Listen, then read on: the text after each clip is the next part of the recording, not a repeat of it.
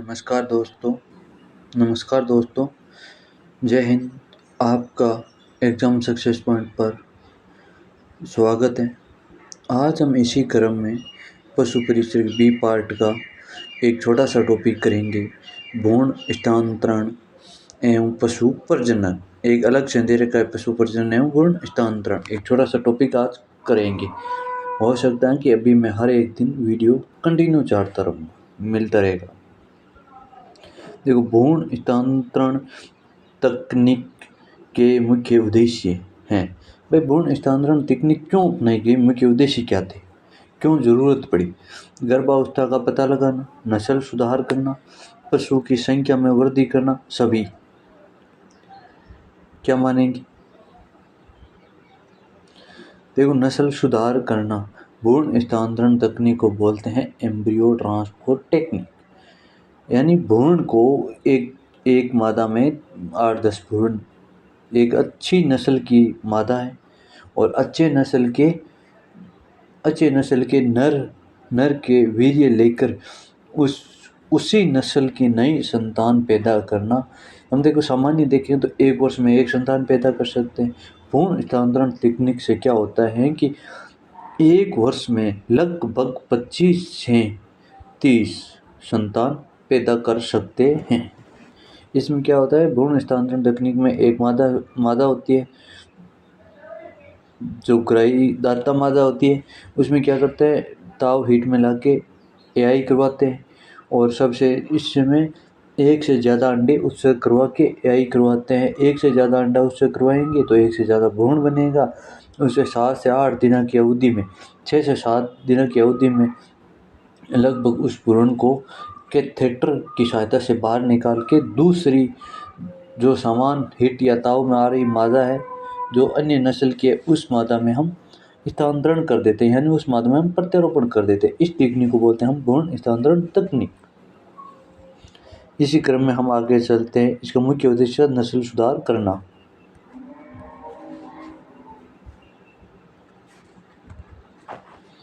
Surrogate mother क्या है? भ्रूण दाता मादा, भ्रूण ग्राही मादा, दोनों या कोई नहीं। सरोगेट मदर क्या है? भ्रूण ग्राही मादा। दाता मादा वो होती है जो अच्छी नस्ल की होती है, जो नस्ल पैदा करनी होती है। उसमें भ्रूण 8-10 भ्रूण एकत्रित, यानी 8-10 भ्रूण जनन करवा लिया। उसके बाद वो दाता ग्राही दूसरी मादा है, उस सरोगेट मदर में, उसमें क्या करते हैं हम ट्रांसपोर्ट कर देते हैं, यानी प्रत्यारोपण कर देते हैं।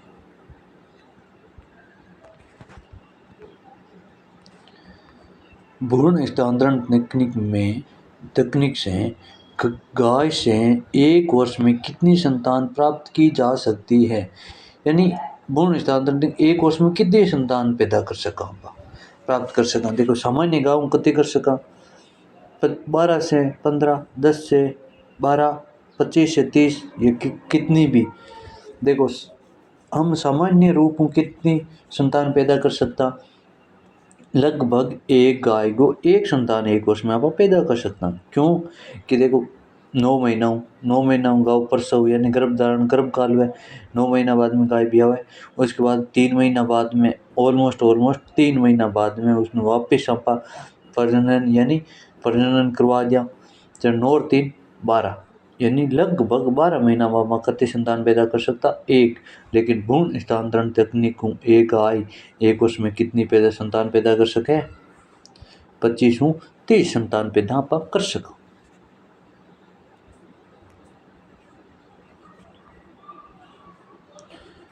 भ्रूण स्थानांतरण तकनीक में सुपर ओव्यूलेशन क्या है?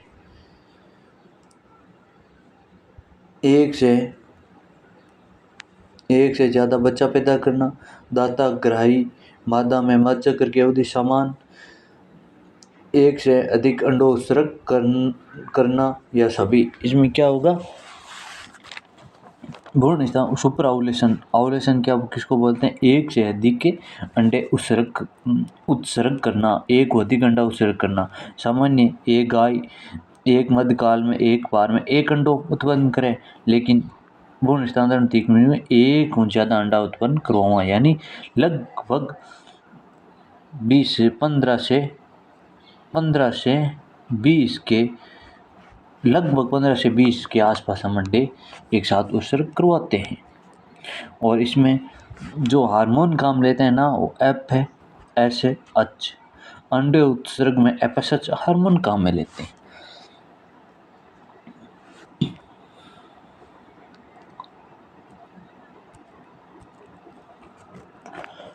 प्रथम भ्रूण स्थानांतरण किसने किया था? प्रथम भ्रूण स्थानांतरण किसने किया था? वाल्टर बेरी विल्ट लिगन। किसने किया था? ये किया था वाल्टर ने। किसने किया था? वाल्टर ने किया था 1890 में। कब में किया था? 1890 में खरगोश में किया था। खरगोश में प्रथम भ्रूण स्थानांतरण तकनीक अपनाई थी, वाल्टर ने अपनाई थी। लेकिन देखो बेरी ने, ये चारों वैज्ञानिक मैंने इसी रिलेटेड आ रहे। बेरी ने किया था 1949 में भेड़ में भ्रूण स्थानांतरण तकनीक की थी। लेकिन विल्ट ने 1951 गाय में भ्रूण स्थानांतरण तकनीक से भ्रूण प्राप्त किया था। प्रथम किसने किया था? विल्टर ने किया था। कब किया था? 1890 में किया था। कौन से पशु में किया था? खरगोश में किया था। देखो कितने परसेंट? 3% क्लियर हो गए। बेरी वाला 4, 5 और 1 सन वाले कहा जाते हैं कभी कभी।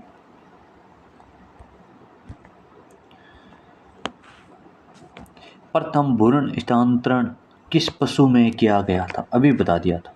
गाय, भैंस, भेड़, खरगोश। कब किया गया था?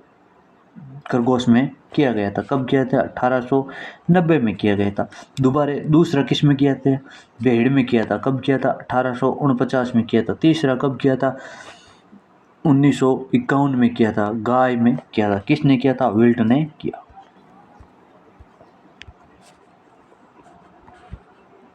सातवां प्रश्न है, वर्ष 2023 में भ्रूण स्थानांतरण से अश्व की संतान पैदा की गई। प्रथम संतान पैदा की गई थी अश्व की। राज प्रथम, राज हिमानी दोनों या अश्व प्रथम। बीकानेर में NCC कहाँ है? NCC national camel research institute. National camel research institute कहाँ है? NCC कहाँ है? बीकानेर में। कहाँ है? बीकानेर में। और ये प्राप्त कहाँ की गई थी?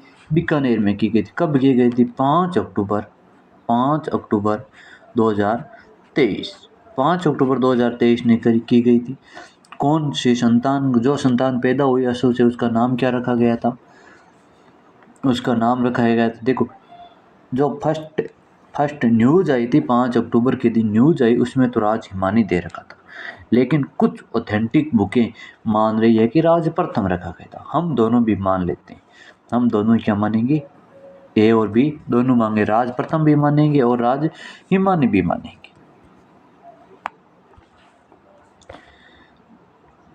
माता पशु की वह अवस्था जब प्रजनन तंत्र गर्भ धारण के लिए तैयार हो जाता है।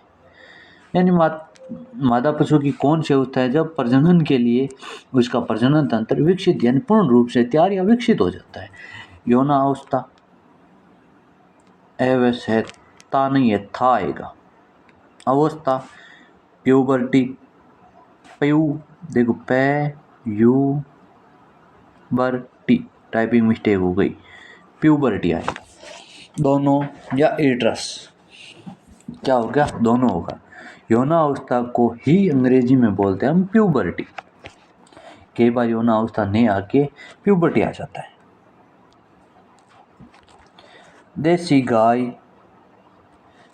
देसी गाय की यौना अवस्था नहीं है, था है। इसमें टाइप मिस्टेक हो, देख लो। अवस्था उम्र कितनी होती है? यौना अवस्था कितनी उम्र हो सकती है? 24 माह, 36 से 40 माह, 18 माह, 15 माह। कितनी होगी? देसी गाय हम पकानी 2 साल भी आवे यानी 24 माह प्रजनन योग्य हो जावे। विदेशी गाय की यौना अवस्था उम्र कितनी होती है? विदेशी गाय की? 24 माह, 22 माह, 18 माह, 15 माह। कितनी होती है विदेशी गाय की? विदेशी गाय की यहाँ पकानी 1.5 सालों गाय यानी प्याज जो है 1.5 सालों का ब्याज नहीं जो है 1.5 सालों गाय प्रजनन कर ले यानी जनन कर ले कितनी 18 माह।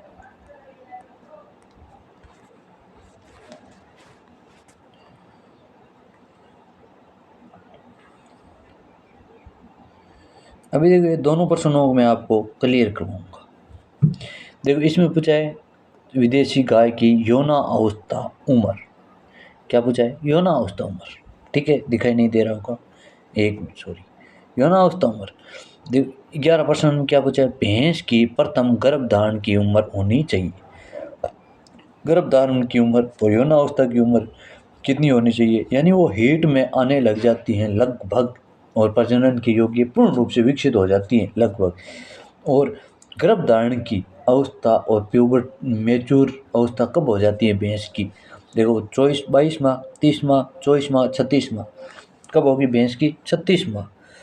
और यौनावस्था कब होगी? लगभग इससे 6 माह कम। गर्भधारण से 6 माह कम। और यदि यौनावस्था उम्र के साथ 6 माह जोड़ दें तो गर्भधारण की उम्र आ जाएगी। अभी देखो विदेशी गाय की कितनी बताई थी गर्भधारण यौनावस्था की उम्र? 24 माह बताई थी देशी गाय की। तो 6 माह जोड़ेंगे कितने आएंगे? 30 माह। अब पूछ ले कि देशी गाय की गर्भधारण उम्र कितनी होती है? 30 माह। विदेशी गाय की कितनी होती है? 18/6 कितनी होती है? 24 माह। कितनी मानेंगे? 24 माह। और भैंस की यौनावस्था उम्र कितनी होगी? 30 से कम यानी 36 से कम यानी 30 माह।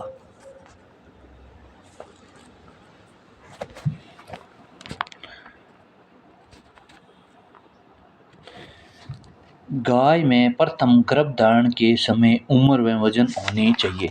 ये प्रश्न शायद किसी प्रश्न कन्फर्म नहीं है, किसी एग्जाम में आया था और एनसीईआरटी में स्पष्ट दे रखा है। इसमें गाय, इसमें मैंने प्रथम गाय के लिख दिया, उसमें लिखा हिपर, एक हिपर की,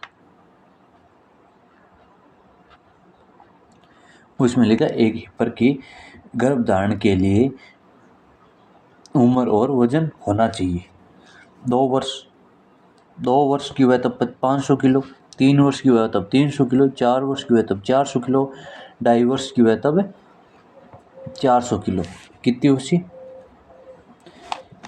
इम होशी 3 वर्ष की 300 किलो। देखो एनसीईआरटी में कह दे रखो है 2.5 से 3 वर्ष, 2.5 से 3 वर्ष। और वजन होना चाहिए 250 से 300 केजी।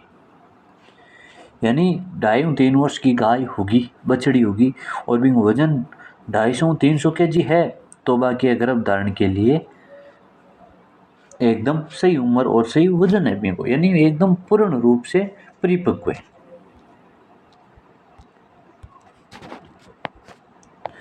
ऊंटनी की प्रजनन योग्य उम्र होनी चाहिए।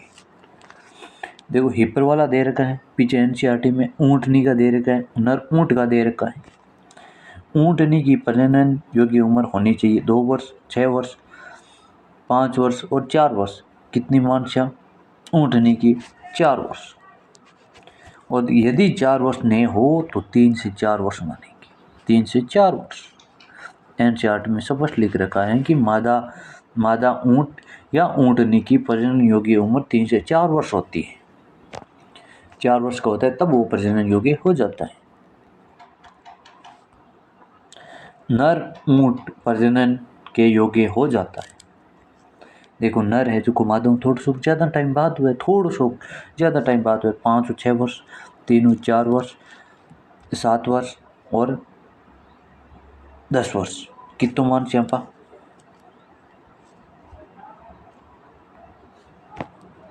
कितो मान श्यापा 5 और 6 वर्ष। कितो मान श्यापा 5 और 6 वर्ष मान उम्र प्रजनन योग्य हुए नर।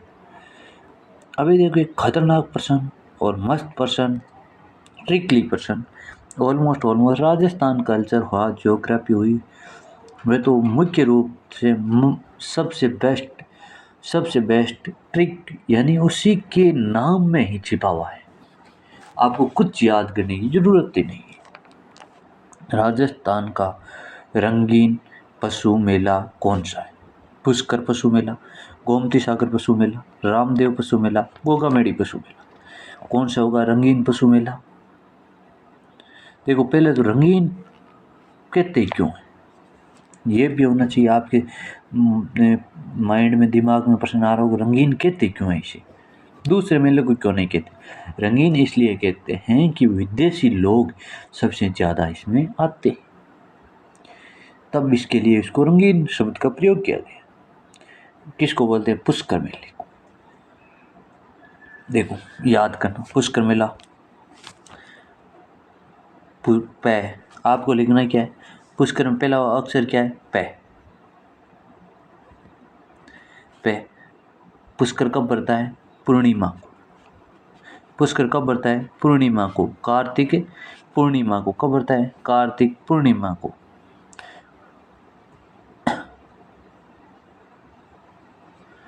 कार्तिक पूर्णिमा को बढ़ता है। और उसके बाद में गोमती सागर पशु मेला झालरापाटन झालावाड़ में बढ़ता है। रामदेव पशु मेला नागौर में बढ़ता है। और गोगामेड़ी पशु मेला पुष्कर पशु मेला अजमेर में बढ़ता है। और गोगामेड़ी पशु मेला कहाँ बढ़ता है? हनुमानगढ़ नौर में। और सबसे लंबा चलने वाला पशु मेला कौन सा है? गोगामेड़ी पशु मेला 1 माह तक चलता है।